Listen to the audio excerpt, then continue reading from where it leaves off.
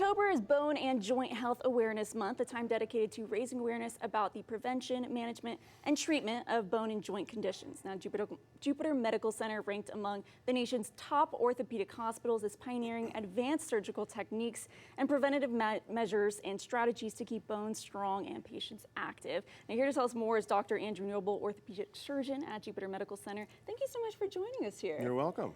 I want to start by just asking you why bone health is just so important. Right, so Bone Health Month is something that we're looking at now, and bones are actually living tissues. And unfortunately, over time, they weaken. And it's important that we know that as we age, bones start to then decrease in strength, and patients can have fractures. So it's important then to understand that process, and then prevention is going to be important to know what to do to make sure bones stay strong. What are some of the most common things that you end up seeing then? Great question. So in practice, we typically are seeing patients that come in with arthritis, fragility fractures, and sports-related injuries. And a lot of these issues stem from weakened bone structure and worn-out joints. And so advanced strategies, how have you guys been handling this now, even as time goes on? How have things changed? What's amazing, as advances have come along in medicine, we have robotic-assisted joint replacement, and this has made a major improvement and transformation in our surgical outcomes as we do joint replacement. These allow for highly customized procedures that basically are tailored to each.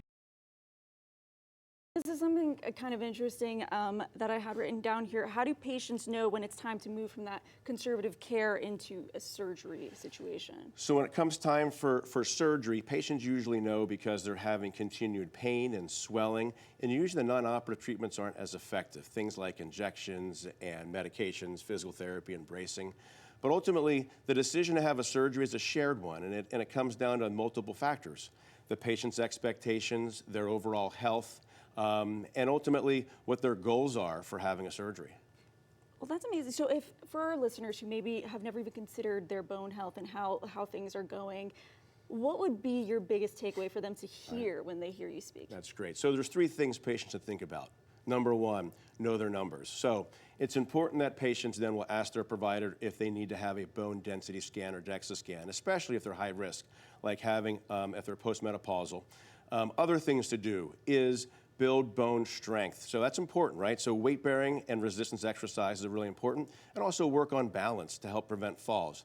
The third things patients should do is going to be work on fueling their bones, making sure their nutrition is up to speed, taking vitamin D3, calcium, plenty of protein, and avoid smoking and excess alcohol.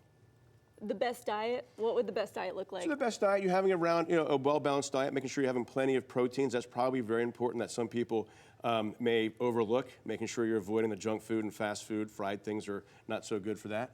And I guess this would be for any age then. This would be kids, adults, and older people. Anyone more susceptible? And you know what? That's a good point. I think it all starts with starting early, having good habits early, and making sure that you're having the appropriate diet, because you'll see as time goes on, you'll feel better as you're eating more healthy.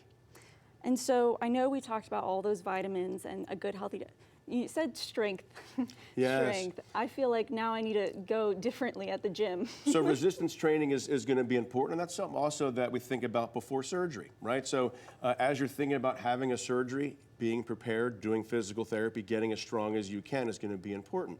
And nowadays, with our robotics, we are able then to use advanced planning tools at Jupiter Medical Center, and this also allows us to have better outcomes, and patients basically have quicker recoveries. Not just by our technology and robotics, but by them getting stronger, like you said, and maintaining and building that bone strength and that strong muscle strength.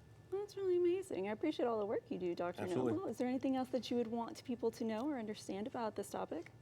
I think it's important that patients then, if they are having pain, swelling, if things just aren't getting better, go out and make sure you talk to your healthcare provider. Don't delay, get evaluated, get that bone density scan. And if you're having joint pain, go get it checked out. We can do things now that don't necessarily require a surgery, but when it is required, we can tailor it very much to that patient to be more precise and personalized. Wonderful. Well, thank you so much for coming, Dr. Noble. You're welcome. All right, and we'll be right back after this break.